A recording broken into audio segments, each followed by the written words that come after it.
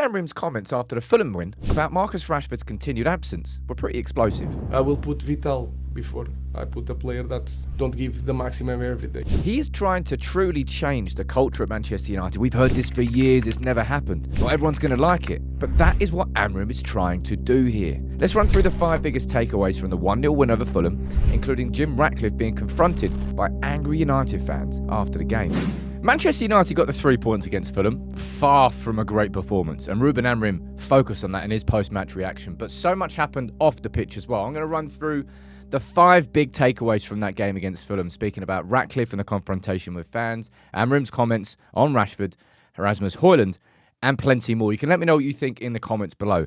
But for me, the most important thing to focus on here is how much more Ruben Amorim wants from this team. It's mad, really, that we're currently in a run where we've got 4 wins out of our last 5. If you include, of course, you include the one against Arsenal, that went to penalties, but 4 results out of the last 5 have been wins, which is mad, really.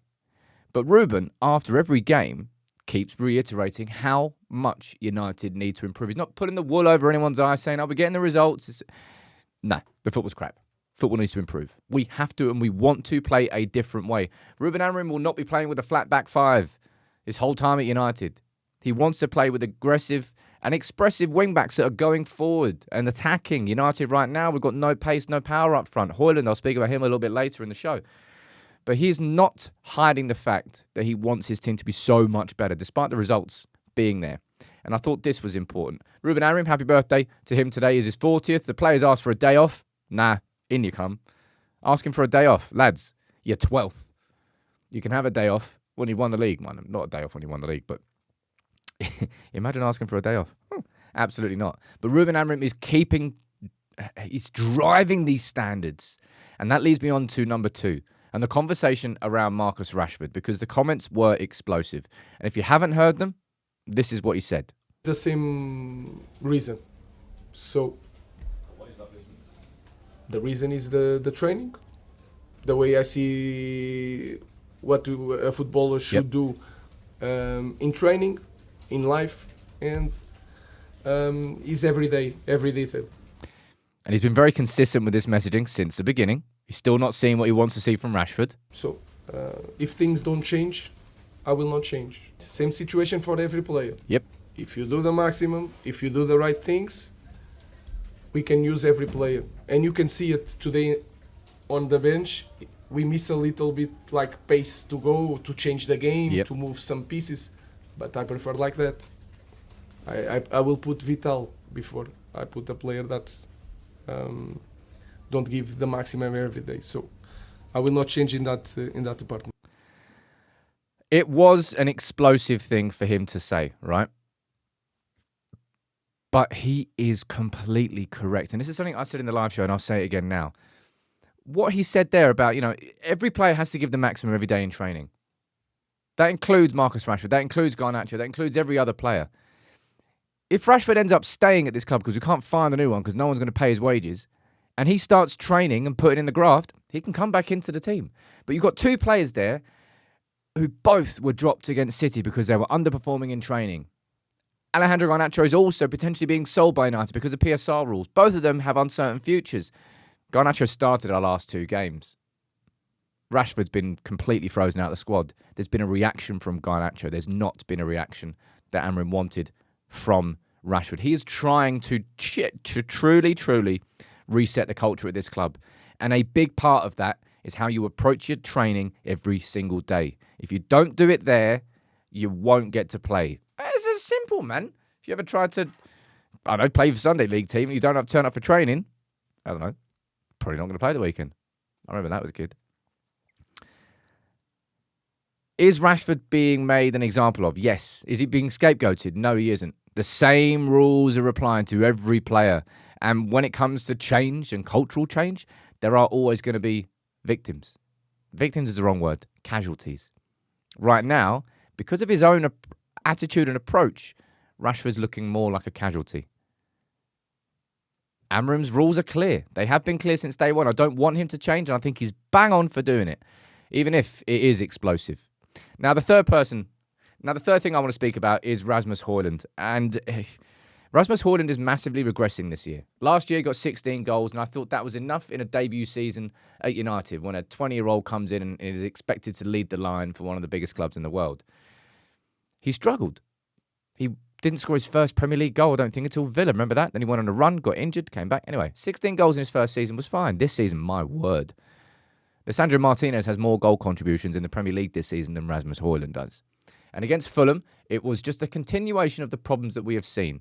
And for me, it's twofold. Both of these things can be corrected at the same time. One, I don't think Rasmus Højlund gets enough service in the areas where he can actually cause damage. But number two, he's directly involved as to why that service isn't coming. Because every time the ball goes to him, he can't hold it. He can't stick the ball on his foot and hold it. He's not playing, in my opinion, with a high football IQ right now. Stop going to touch tight to your players, man. Sometimes you come for the ball when you should be running in behind. A lot of the problems that we are seeing right now with Rasmus Højlund are not to do with the lack of service. It's to do with how he is approaching and playing football.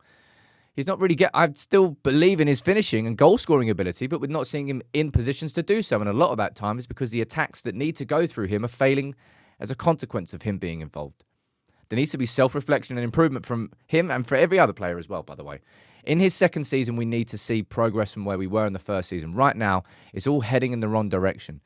And I think coaching can help that, but a lot of it's got to come from Højlund himself. Because I need to see more, you need to see more. We need to see more from Højlund and from Xerxes. We've got two strikers who aren't really great goal scorers this season. And Xerxes, if you're going to talk about hold-up play, has got better hold-up play than Højlund. But it's not looking good right now. Now, fourth on my list is I want to speak about Jim Ratcliffe and this video that's been going around. And this video here is from some United fans who confronted Ratcliffe outside Fulham. He's quid, mate. 66 fucking quid, mate. What are you doing, mate? We're Northerners. Come on, mate. Sort it out. If Fulham selling for 66 quid, we take triple that. We take triple their fans, mate. This letter has now been released by Manchester United Supporters Trust, sort of an open letter to Ineos about the fact that they need to not. They're saying to United, don't increase the season ticket price. Don't increase ticket prices right now with the mood that exists, right? And Ratcliffe cannot be surprised at the reaction to this. If it's the collections getting cancelled at European aways, the reason that's a big deal is because then it means that anybody who's got credits can buy a ticket with no intention of ever going, and then they can get the credit system, which is extremely hard to get into, and it means that people can exploit it. Then you've got the match day experience at United, with the stewards going, with the new ticketing app and the process and queues outside, with the £66 increase, well, not increase, £66 tickets that were then kind of brought without consultation. He's ostracising United fans and getting them to pay more for the club, for the fact that the club needs to make more money. And fans are not happy, and I can completely understand. I think it's ridiculous that people are suggesting that Ratcliffe is worse than the Glazers, and it's the narrative that goes across, because I don't think there will ever be anybody who's done more damage to our football club than the Glazers. So increasing season ticket prices and making some mistakes that have been made so far, no, I think that's a massive overstretch. But with this new stadium coming up, and I'm going to do a full video on this, with this new stadium likely coming up, this is not going to be the end of ticket price concerns and problems. And for somebody who definitely does understand PR and optics, why are you ostracizing the fans who have remained loyal and stayed loyal throughout all the shit over these years, and now charging them more at the beginning of it before it's even happened? Yeah, more is coming. Number 5 on my list is I want to speak about Cobby and the fact that I've been calling for this for a while, and you saw it against Fulham, and I'm no surprise at all. Play him closer to the opposition's goal, please, Ruben. I don't want to see Mainu playing in a midfield 2 alongside Ugarte. I want to see Mainu playing more as one of the inside forwards, where he can receive the ball in the opposition's half, closer to the opposition's box. That's where Mainu's natural technical qualities can flourish. without the added responsibility of being one of the central midfield linchpins who has to win the ball and possession, interceptions, etc. Let Kobbie cook closer to the opposition's goal. You'll get so much more out of him. But there are 5 takeaways that I've got from the Fulham game. There's plenty more that you could have. You let me know what you think in the comments below about his comments on Rashford, on the Ratcliffe situation, and everything else in between.